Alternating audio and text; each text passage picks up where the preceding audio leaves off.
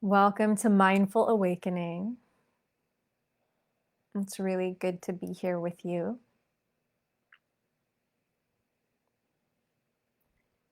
And we're going to explore working with anxiety and perhaps getting some relief from anxiety.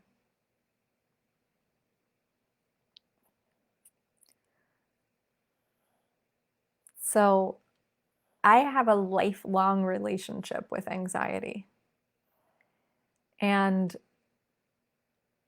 that comes from adverse childhood experience, comes from trauma, and it also just comes from being a human in this world.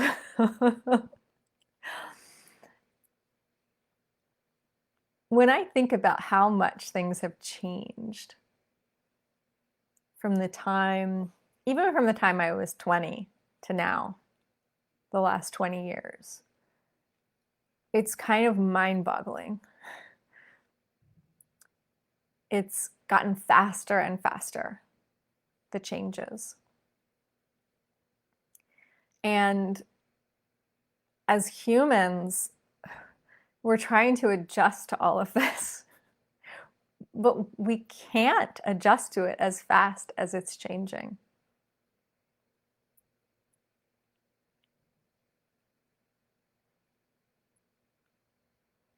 And on top of that, on top of just the nature of how quickly things shift and change, there's the fact that we are these little teeny tiny specks on a little teeny tiny speck in the middle of vast unknown mystery. And that here on this little teeny tiny speck, inside this little teeny tiny speck, there's so much uncertainty. Now, this year has really illustrated that. 2020 has really illustrated how uncertain things are. But that's not new. Things have always been uncertain. And we do a lot of things to avoid that and to shield ourselves from that uncertainty. And that might take the form of overworking, constantly working. And that could be working on our jobs or our even our hobbies, just filling every moment. It could also be the kind of work we do on ourselves, the sort of constant self-improvement, the meditation and the therapy and the coaching and the read this book and the listen to this podcast and the make myself better, fix myself, evolve thing. Now, obviously, I'm somebody who's a big believer in all of that. It's part of what I offer in the world as well. But there is such a thing as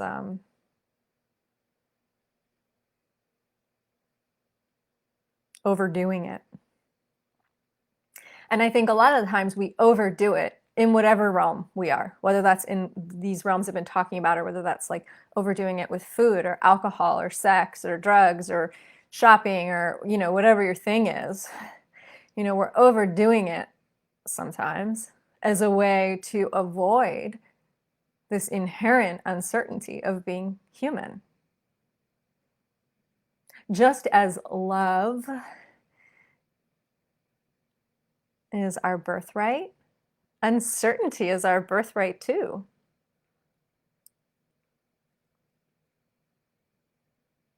And so as human beings, whether we experienced adverse childhood experience, whether we have experienced trauma in our life, just being human can create anxiety. Constantly looking at screens can create anxiety. I say this as I'm looking at two screens and you're looking at a screen. right? So it's not about like, it's bad, don't do it. It's about how can I mindfully engage with the format.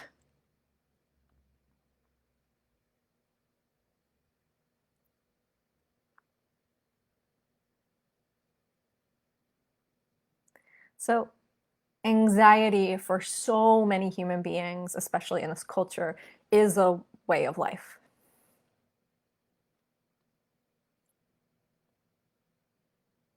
I don't know the stats on how many people are on medication for anxiety, but I imagine it's pretty high. And it's really great that those medications exist because for some of us, it's a lifesaver. But it should tell us something about the level of anxiety that we're living in.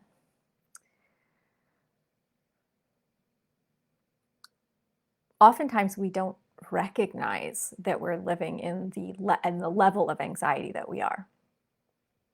I know that I didn't. It's like a fish in water.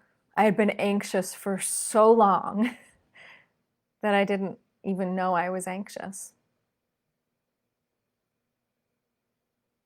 And for me, that anxiety was also in the form of a kind of constant, mostly low level, sometimes spiking up, fight, flight, freeze, fawn.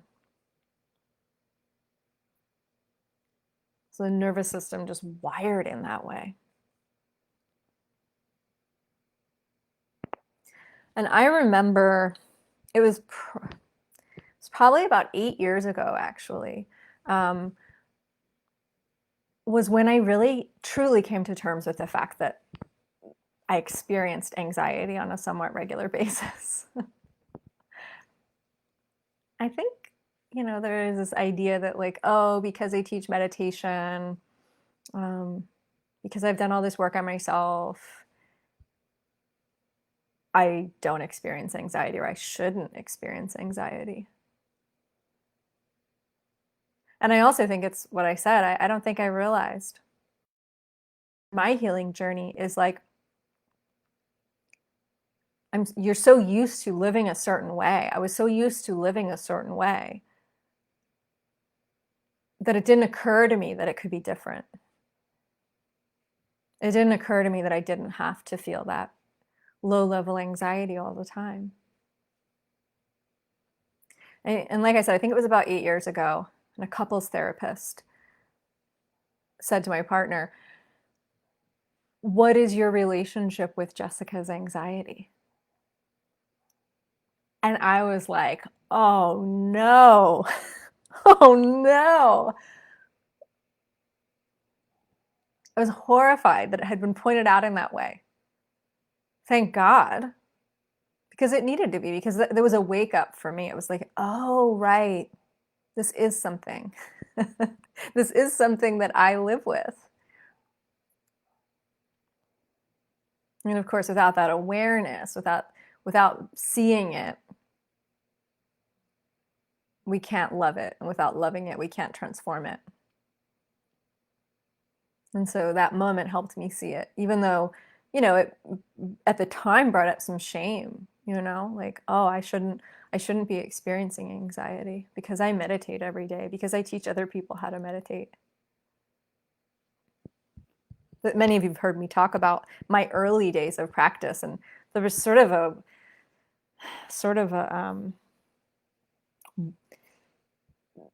aggressive, anxious way in which I practiced meditation, even in the beginning. Like, oh, I gotta get in there. I gotta get all this trauma worked out. I gotta have this, spiritual evolution happen now. Like, there's sort of an anxious attitude even for the meditation itself. So having my anxiety pointed out like that was incredibly helpful because, again, I got to really see it. And then I got to start to give love to that part of myself. And the truth is, part of the chronic illnesses that I experience include the symptom of anxiety. And so even though I can really get space from it and kind of witness it, not really suffer as a result of it, not really cause wreckage as a result of it, it's still there. It still comes up. And it's funny because, before being on a spiritual path, the anxiety would have all these reasons. Be like, well, I'm anxious because of this, or I'm anxious because of that. But really, there was just anxiety. Anxiety was there. And I wanted to pin it on something, again, to create a sense of certainty, right? Like, this is true. I'm anxious because of this. And what I found over the years, as I've peeled away those layers and can't pin it on something anymore, it's a really interesting relationship with that phenomena of anxiety.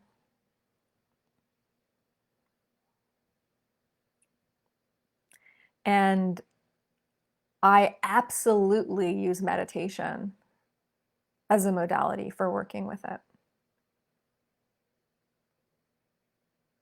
Now, if you had taken me 15 years ago and put me in the body I'm in today, well, I would say, ow, this hurts, because I didn't have nearly as much pain 15 years ago. But I'd also be like, oh, this is like really peaceful. Like, did I take a Xanax or something? And vice versa. If you put me in my body 15 years ago, I'd be like, this is not tenable. This is not okay. Like, this level of anxiety is not okay. So things have really changed. And they will change, and they can change. And if you're someone who is experiencing a great deal of anxiety and suffering a great deal as a result, know that it is possible for your relationship to that anxiety to change. And I'm proof, as are many people that I know, friends, colleagues, students, clients. But I also think it's important to say, and it's something that I still work with, but with a really different relationship. Really different relationship to it. So I want to go over some of the tools that I find really helpful for working with anxiety, and some of the things that I offer people when they're just starting this journey of creating a new relationship with anxiety and maybe getting some relief. When someone comes to me and they're in acute states of anxiety, the first thing we do is just work on getting them some relief. And usually that starts with creating a sense of safety.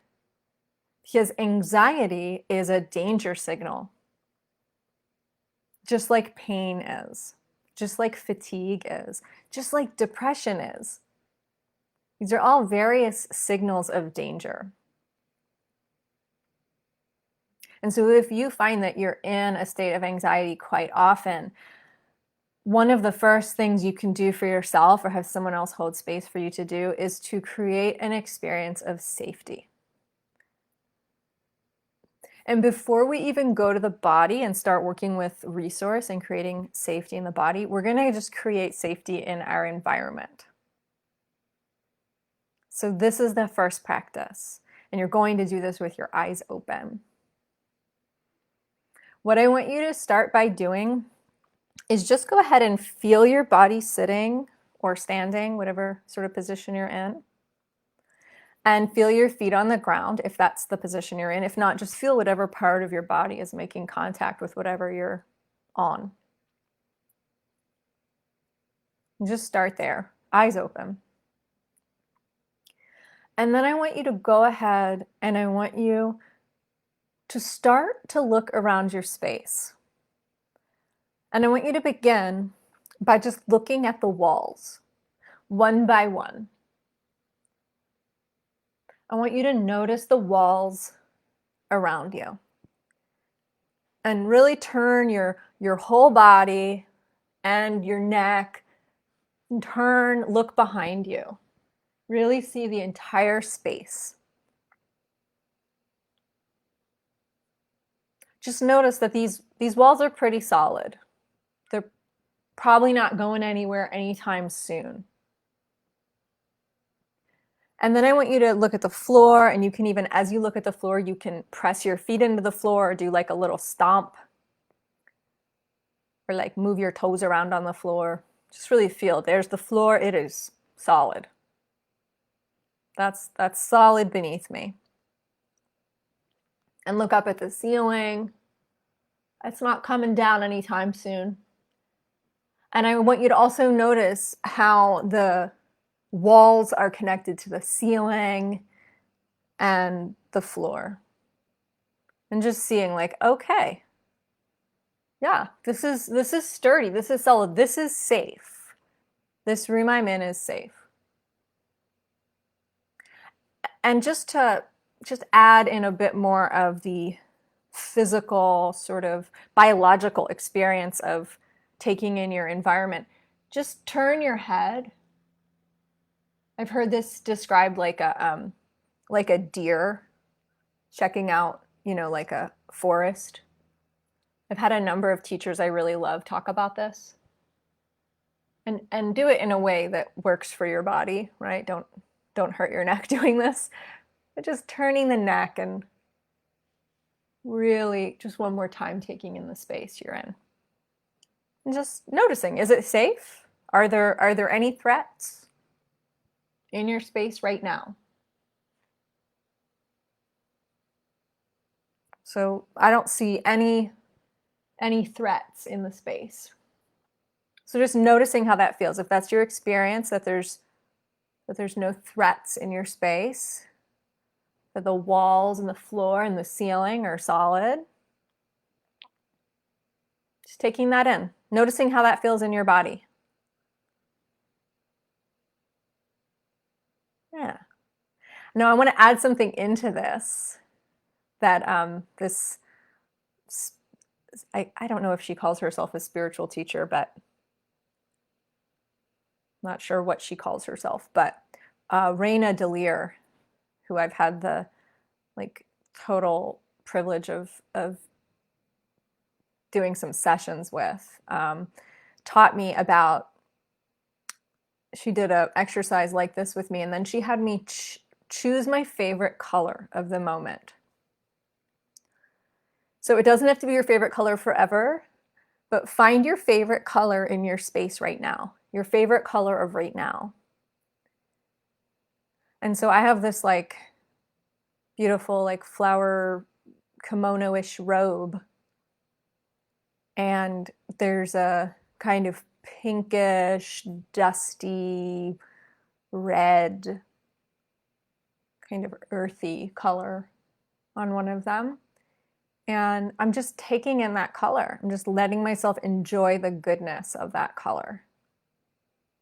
And so find something in your space, a color in your space that's just really nice to look at. And just notice how it feels to know that you're in a safe space and you're looking at a color that you really enjoy.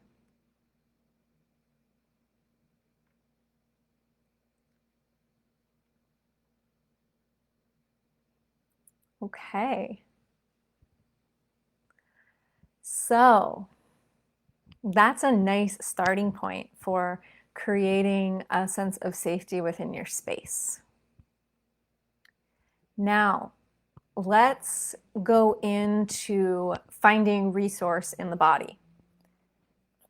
The way that I learned to work with anxiety and other challenging experiences is to start by making a decision. Do I want to lean towards or do I want to lean away? Going into anxiety, which we will work with a little bit, can be really powerful and can create a lot of freedom, and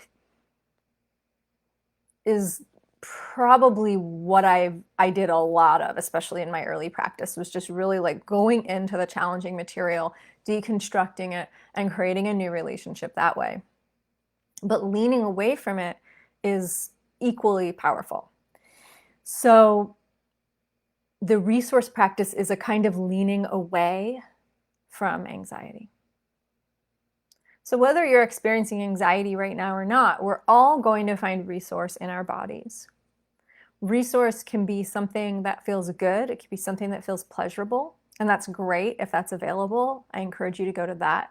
But it could also just be something that feels neutral or even not as bad as the rest.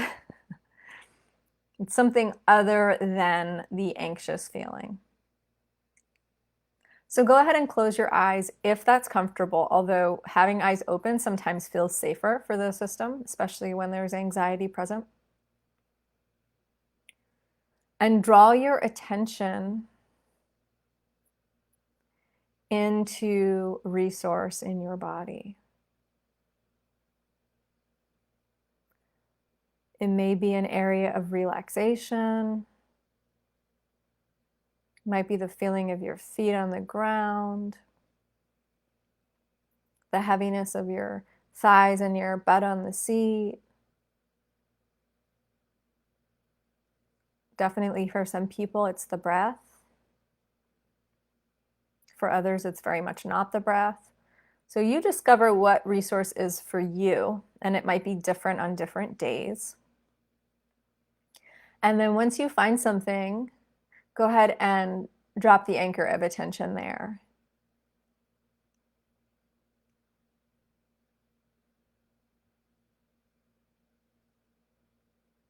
And we're just going to be here with this resource for a few moments.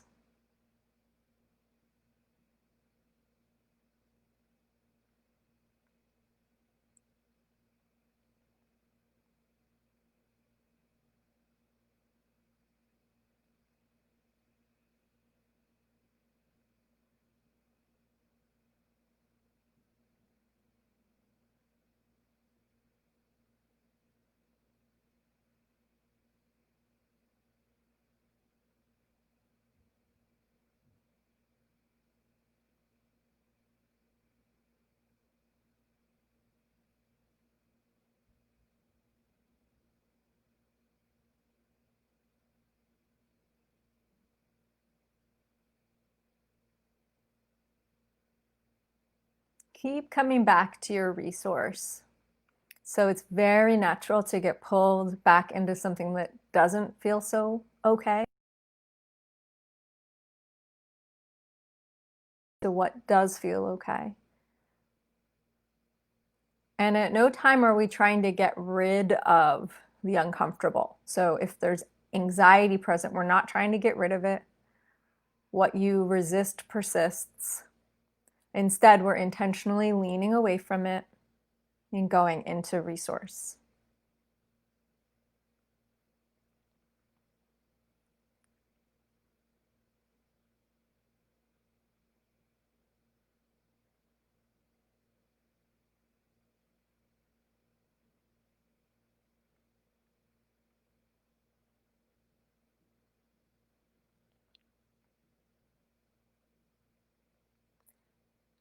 So this is helping to give you some relief from anxiety, helping to create some safety. It's also a concentration practice because you're returning again and again to this object of focus, which in this case is resource in the body.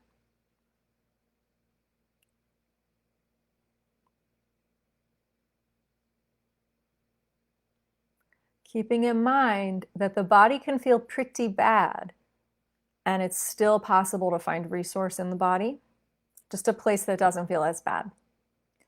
Now, if that's entirely impossible, if it's just not available to go into the body, which sometimes that's the case, you can always go to an external resource.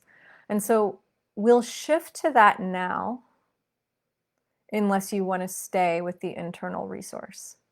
So if you want to stay with the internal resource, feel free, just stay right there with that. If it's not working for you, or if you just want to explore something different, go ahead and direct your attention into sound. Now the sounds around you, unless you're, hearing something really stressful, in which case maybe this won't be a resource for you, but sound can have a very neutral quality. Like the hum of my soon to be deceased computer Maybe that's not a neutral sound now that I say it out loud, but I can experience it as neutral. There is a kind of, electronic hum.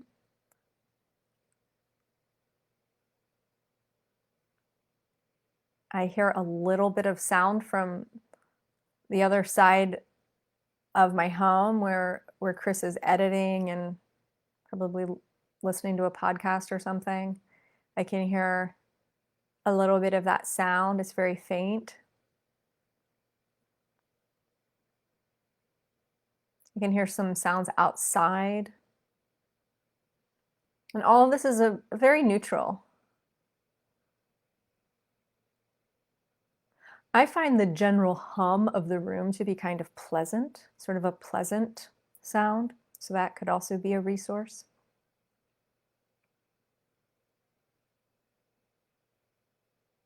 If you like to meditate to music, you can play music that just feels good to listen to. That could be a resource.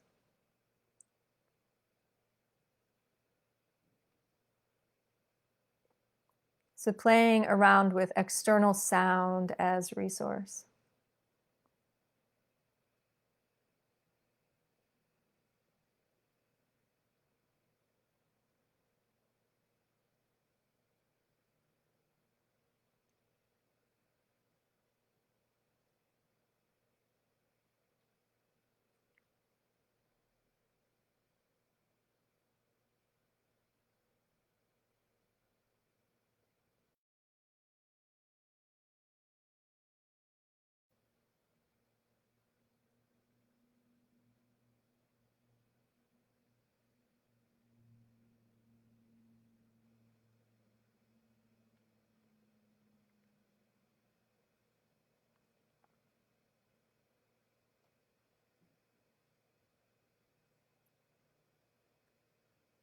Okay.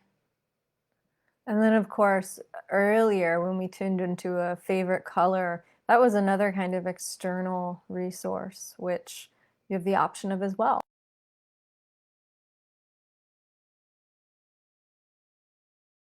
Out of green out my window is a real resource. Or even looking at a house plant, looking at a picture of my niece and nephews, looking at my dog. These are all external visual resources.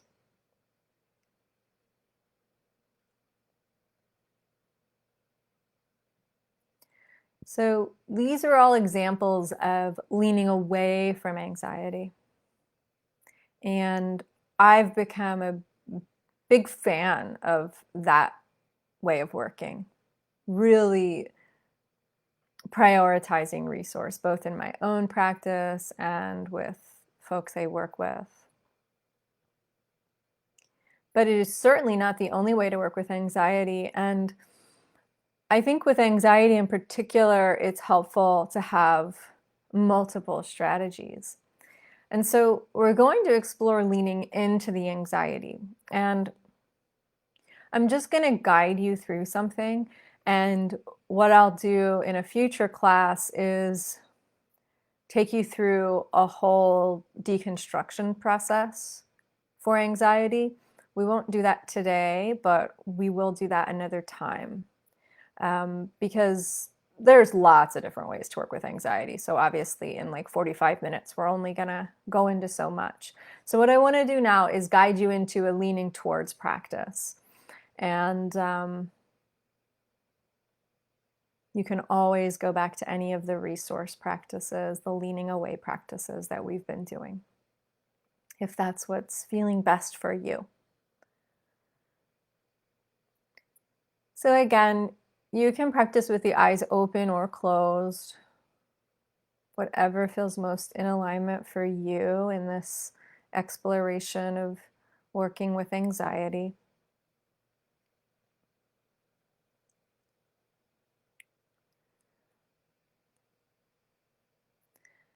So some of you are currently experiencing anxiety and will work with it as such. Some of you are not. And so we're just going to talk about this in terms of challenging sensation. And so if you're feeling basically pretty great, wonderful, Maybe there's some place in the body that's like slightly less comfortable, and so you'll work with that. Or maybe you're on the other end of the spectrum and you're just feeling very anxious and the whole body feels really activated. It'll be easy to find that challenging sensation. For a lot of folks, anxiety is arising in the stomach, the chest, and the throat. And of course, there can be, other manifestations of it. Face, the head, the arms and the legs can really come into play as well. But a lot of times when people talk about experiencing anxiety, there's a feeling in the stomach, in the solar plexus, in the chest, and in the throat. And so you might start with those areas, and if you are experiencing anxiety, and just noticing, am I feeling it here? Sometimes when we're experiencing anxiety, it's just this tangled up knot of thoughts and emotions and purely physical sensations. And when you ask yourself, where am I actually feeling it? Where is the sensation actually occurring? This can really be quite empowering, because you'll find that it's not happening everywhere. It's a limited space that the challenging sensation, the challenging material is taking up. And so for right now, we're going to leave the mind to do whatever it's doing. We're not going to try to mess with that right now, or control it, or quiet it, or even change the quality of thinking. We're going to bring our attention right into the challenging sensation and start to feel it. So really start to feel the sensation. Notice the qualities of the sensation. Is it hot? Is it cool? Is it vibrating, undulating? Does it have a contractive quality to it, or is it expanding, or maybe both? Is it sort of jumping around, or does it feel very solid? And how much space is it taking up? So really going in with a whole lot of curiosity.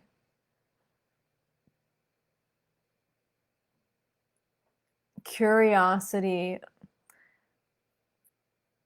and acceptance. Curious and accepting way to explore what's happening in these challenging sensations. And when the mind gets involved and starts wanting to tell a story as to what this sensation's about, or why it's there, or how you wish it wasn't there, just come back into the body. And so for right now, we're leaning right in to the challenging sensations that are associated with anxiety, but can also be associated with depression, or a broken heart, or anger, or jealousy. So this really can work for any challenging experience. Knowing that we have the option to go to resource if we ever feel overwhelmed.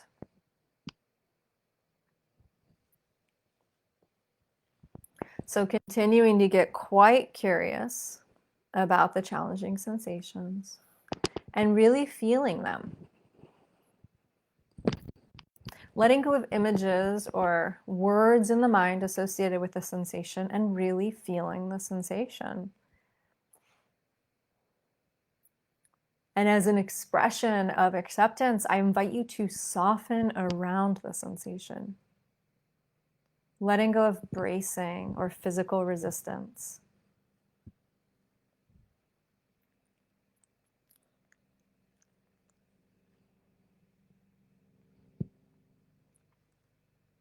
Allowing the sensation to exist just as it is.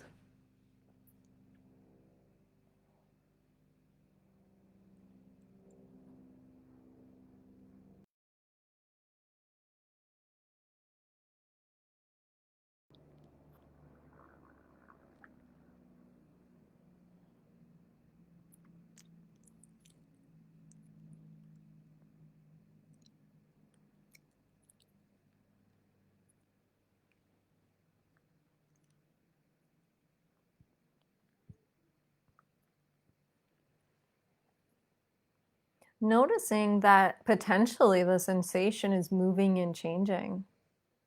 Maybe even a very, very anxious physical experience is not just staying the same. It's flowing, it's moving, it's changing. Even just a little bit, maybe.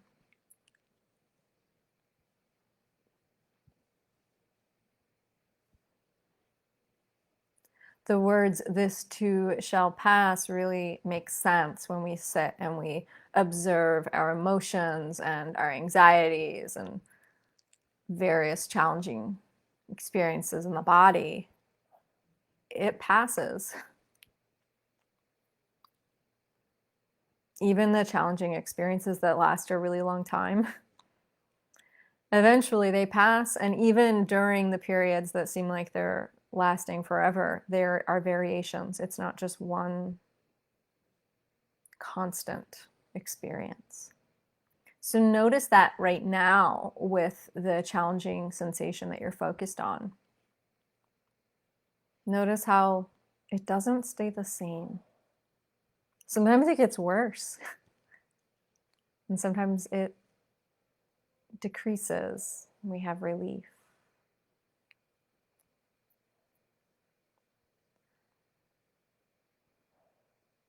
Continuing to feel the sensation as you separate it from what the mind has to say about it. Just keep feeling into your body.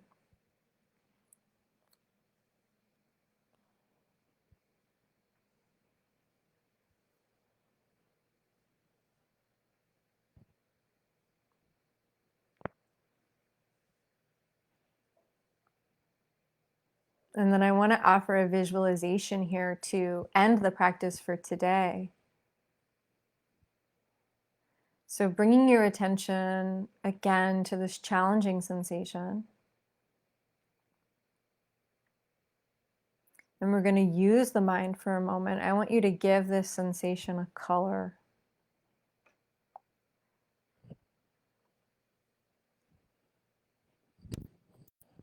Sensation had a color, what color would that be? I want you to see that color in your mind's eye to whatever degree that's available. Visualize it there in that area of your body.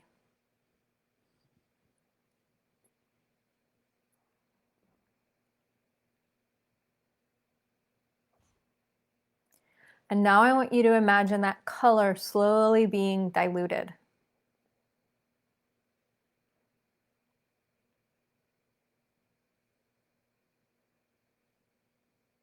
And we're not necessarily going to get rid of it, but we're going to just imagine that it's becoming a little less intense, that it's fading a bit, the color's fading. So if the color was red, maybe it's starting to turn into a pink.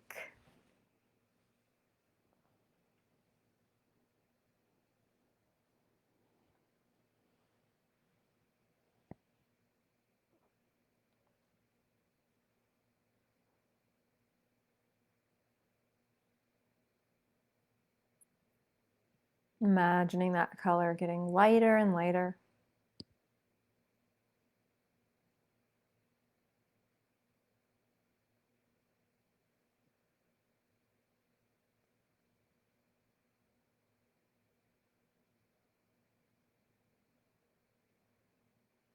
And it might get strong again. It might turn bright red again or whatever color it was for you. That's okay. Just kind of ride that wave. And then again, imagining it becoming diluted.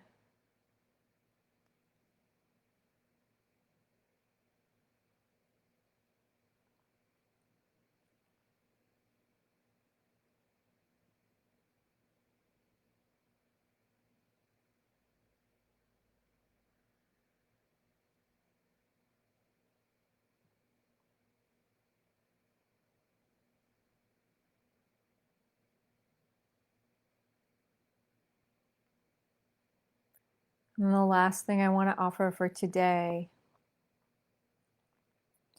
is I want you to open yourself up to all of the space around you, the endless space in all directions. And I want you to know that your anxiety or any other challenging experience you're having is not trapped inside of you. There is endless space for it to move into.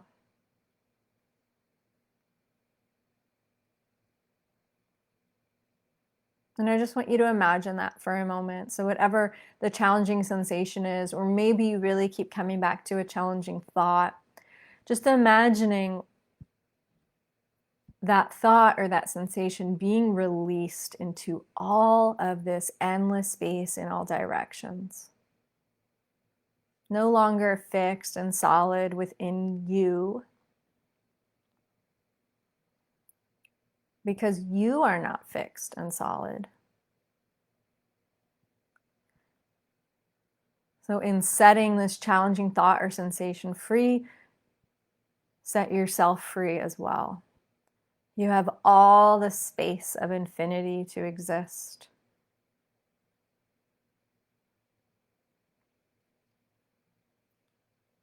And in my experience, all the space of infinity is love. And so you can set your anxiety free into the endless space of love.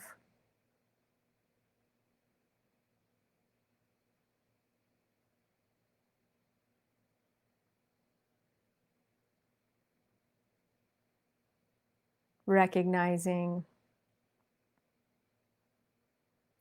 that even your anxiety, even your grief, even your pain, even your suffering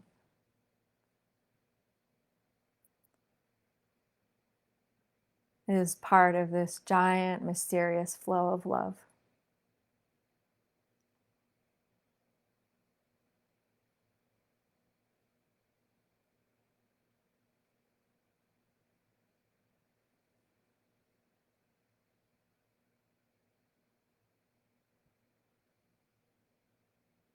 Okay.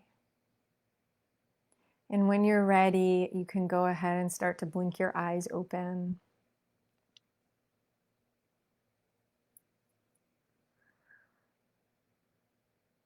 Thank you so much for practicing with me.